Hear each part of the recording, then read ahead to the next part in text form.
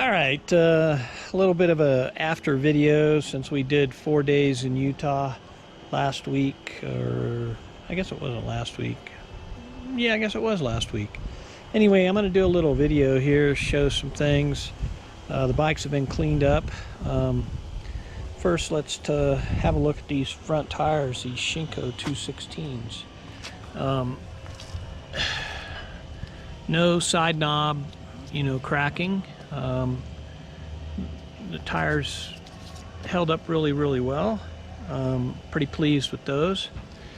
I want to show air filters on each bike here. This is on Bo's bike. We run the filter skins, and you can see they trap a lot of the dirt.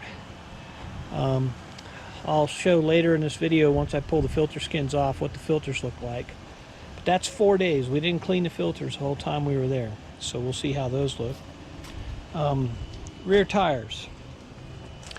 This is the Shinko 505s, and you can see the knobs are pretty wore down, but they don't tear and they don't crack off. I mean, here's one that's tearing, but that's one out of many that aren't tearing. I mean, they're chunking a little bit, but that tire's got probably, we did about 200 miles in Cottonwood Pass, and then 225 in Utah, and then it probably had, I think I rode it maybe one other time, so that tire has close to 450, maybe 500 miles on it.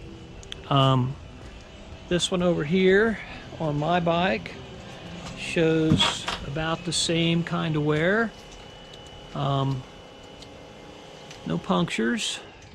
We were running about 8-9 pounds in them. I think 8.5, 9 is what we ran over there in Utah. Traction was phenomenal. This tire's got more mileage left in it. I'm very impressed with these tires. I mean, for the price, I don't know that you can go better. Price versus performance. I mean, I know the IRC Jakartas probably have a little better performance, but I don't think they wear quite as well, and they certainly do tear the knobs off. Or these seem to hold up pretty good. Pretty impressed with them. Here's my air filter. I don't know if you can see it real well in here. Yeah, pretty coated. That's a filter skin. I run filter skins on all the bikes. We'll pull those off and see how bad the filters look. The only thing that I really had to fix on my bike was this handguard, and it's a new Cycra one. It had gotten bent in, so I took it off and straightened it today and fixed it. I'm going to make a little comment about these Cycra handguards. One of the problems with them, I like the bends on them, but one of the problems with them is they drill holes to put all these in, and each place they drill those holes becomes a weak spot, and that's where they'll bend. I took 1 or 2 hard falls on this side, and it bent this one.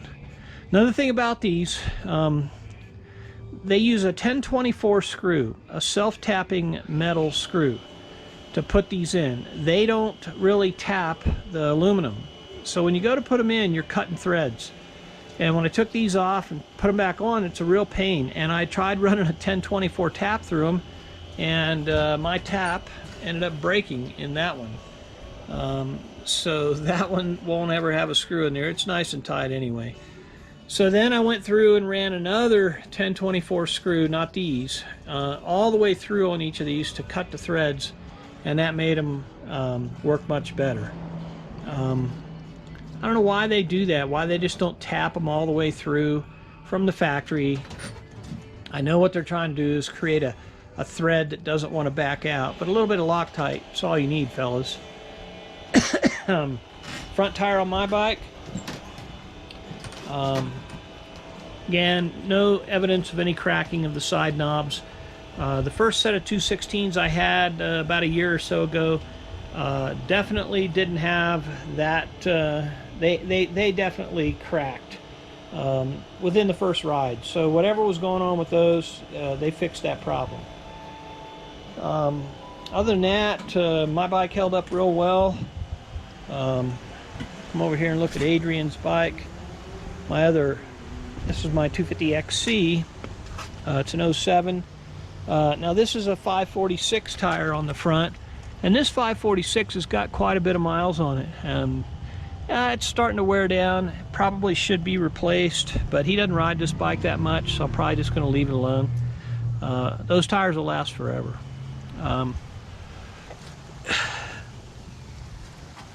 His filter, you can see it's got a lot of sand and dirt on the outside of it.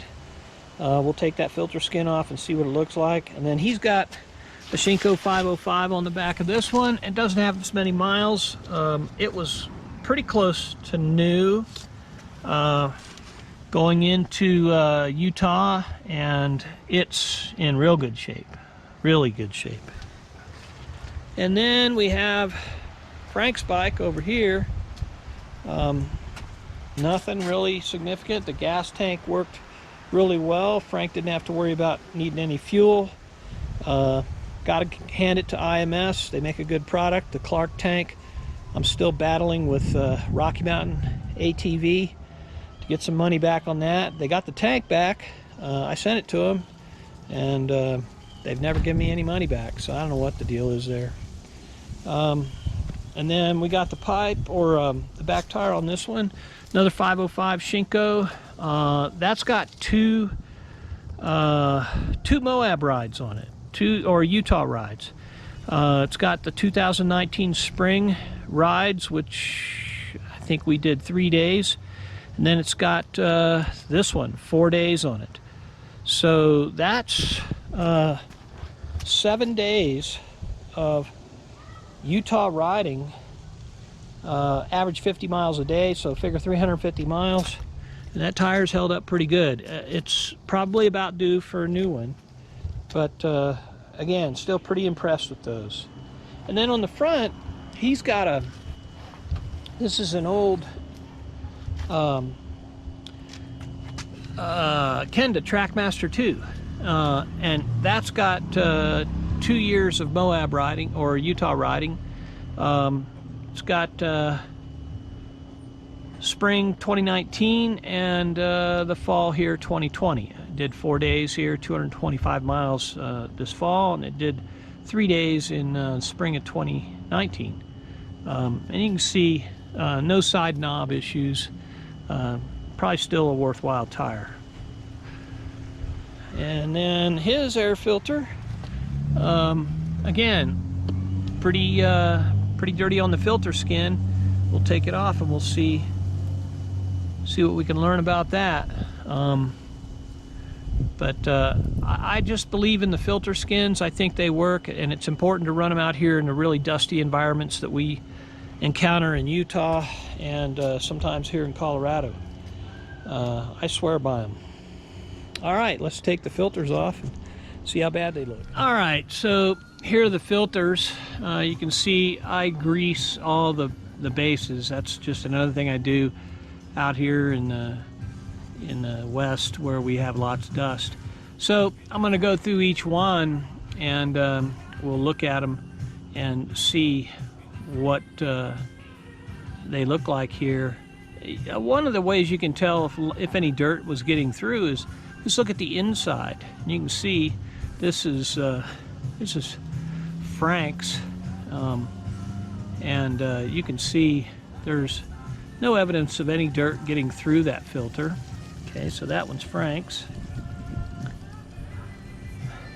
This one comes out of Bo's bike. Again, not a whole lot of evidence of anything really coming through. The filter on the inside looks relatively clean. And this one, I think this one's out of Adrian's bike. Again,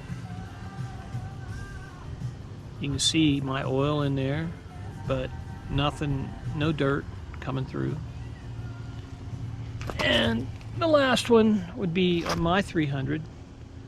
Again, you can see the oil in there, but really no evidence of any dirt coming through. So I'm going to pull the filter skins off, and then we'll have a look at them. So All right, I already pulled the filter off and washed my filter skin off of mine and washed it. But this was Bo's and this is Adrian's. And you can see the filters, they're dirty, but they're not totally brown. And that's because the filter skin keeps all that really heavy stuff off of them. But you can see where, you know, the filters are doing their job, but if you look on the inside, you don't see a lot of dirt accumulating on the inside, so the filter's trapping, you know, the crud and keeping it from getting to your engine. Again, that's 4 days of riding and in really dusty environment. So I'm pretty happy with the way the filter skins work.